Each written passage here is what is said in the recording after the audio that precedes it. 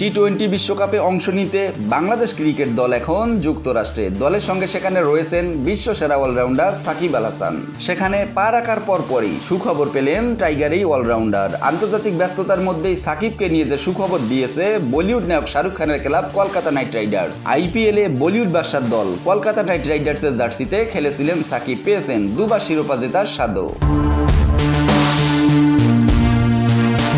কয়েক আসর কলকাতার হয়ে খেলা এই অলরাউন্ডার এবার ভিন্ন লিগে ফ্র্যাঞ্চাইজিটির সঙ্গে যুক্ত হয়েছেন। আমেরিকার মেজর লিগ ক্রিকেট খেলে শাহরুখের দল লস অ্যাঞ্জেল নাইট রাইডার্স। তাদের হয়ে 2024 আসরে সাকিবের খেলার কথাটি নিশ্চিত করেছেন ফ্র্যাঞ্চাইজিটি।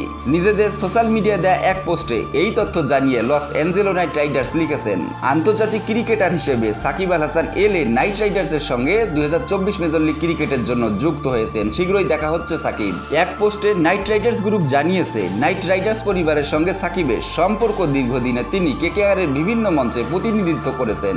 এর মধ্যে রয়েছে আমাদের দুটি চ্যাম্পিয়নশিপ, 2012 এবং 2014 আইপিএল চ্যাম্পিয়ন দলের সদস্য তিনি। জুলাইয়ে নাইট রাইডার্সের বেগুনি সোনালী জার্সিতে আবারও তাকে দেখা তস হইছে না।